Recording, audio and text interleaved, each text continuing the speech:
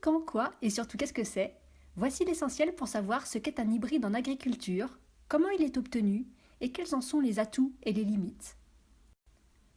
L'hybridation est la fécondation croisée de l'ovule d'une plante par le pollen d'une autre plante de la même espèce. Chez les plantes dites allogames, c'est-à-dire qui ont des pieds mâles et femelles séparés, cette fécondation croisée entre deux individus distincts s'opère naturellement. Chez les autogames, comme le blé ou l'orge, les fleurs mâles et femelles sont présentes sur le même pied. Le pollen féconde donc préférentiellement l'ovule du même individu. C'est l'autofécondation.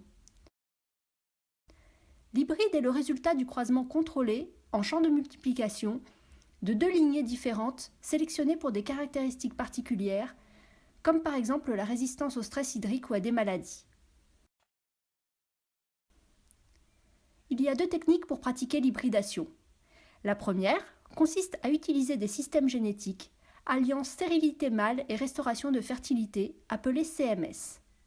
Cette technique est utilisée par exemple sur le colza et l'orge. Elle est à l'étude sur le blé. La seconde est l'utilisation d'un agent chimique d'hybridation qui empêche la formation de grains de pollen et permet de produire un blé rendu mâle stérile. Ces fleurs sont fécondées par le pollen produit par les plantes mâles non traitées. Le grain récolté sur la partie dite femelle constitue la semence hybride. C'est ainsi qu'on hybride actuellement le blé. La plante hybride présente des performances supérieures à la moyenne de ses deux parents grâce à la synergie entre les gènes parentaux.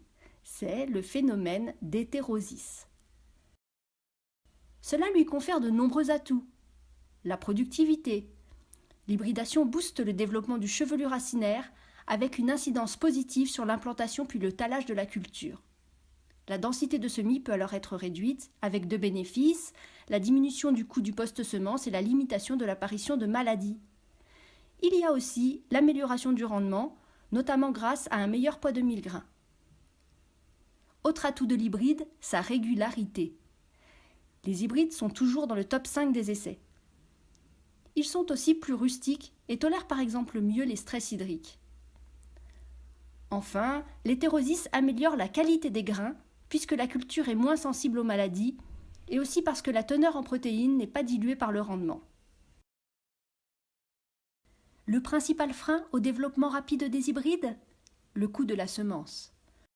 Pourtant, sur la moyenne des essais Acoliance entre 2014 et 2016, l'écart de rendement constaté entre hybride blé et ligné est de plus 6,5 quintaux en faveur des hybrides.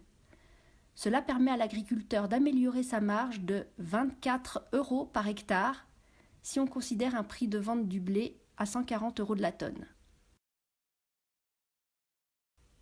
Les hybrides constituent donc à la fois une assurance à la production, avec des variétés rustiques et régulières, et garantissent en pluriannuel un gain de marge net à l'hectare en blé et en orge par rapport aux lignés.